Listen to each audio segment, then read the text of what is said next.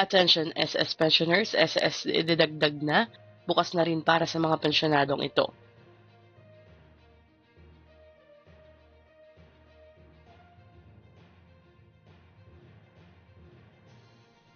Magandang araw po sa ating manonood. Pinalawak ng Social Security System or SSS ang Pension Loan Program or PLP upang maisama ang mga surviving spouses ng mga pensioner bilang proteksyon laban sa loan sharks at mataas na interes. Ito rin po ay inanunsyo ni SS Bohol Assistant Branch Head Christopher Hapay sa kapihan sa PIA Forum bilang bagong Survivor Pension Loan na nagbibigay ng madaling access sa financial assistance para sa mga umaasa sa buwanang survivor pension. Sa ilalim ng programa, maaaring manghiram ang surviving spouse ng hanggang 150,000 pesos na may 10% interest per year, nakabase sa diminishing balance. Kasama rin sa loan ang credit life insurance na sasagot sa natitirang balanse kung sakaling pumanaw ang borrower bago matapos ang paghuhulog.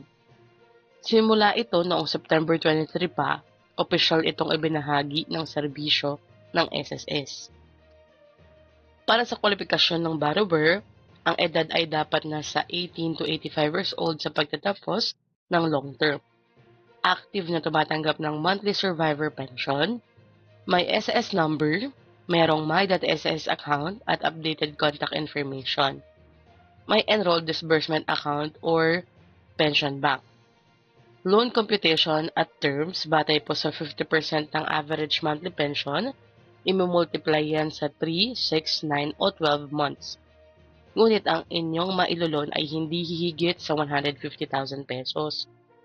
Ang pagbabayad naman or repayment ay maaaring 6 months para sa 3 to 6 months equivalent loans at 12 months naman para sa 9 to 12 months equivalent loans. Ang pagpapalawak po ng PLP para sa surviving spouses ay malaking tulong upang magkaroon sila ng ligtas, abot kaya at maayos na pautang na nagbibigay proteksyon laban sa mapagsamantalang lending practices. Pinapalakas nito ang seguridad at kaginhawaan ng mga benepisyaryo sa kanilang pang-araw-araw na pangailangan. Kaya naman mga surviving pensioners, pwede na po kayong mag-loan sa SSS. Hanggang dito na lamang po muna. Ito ang Chaz Infos and Updates.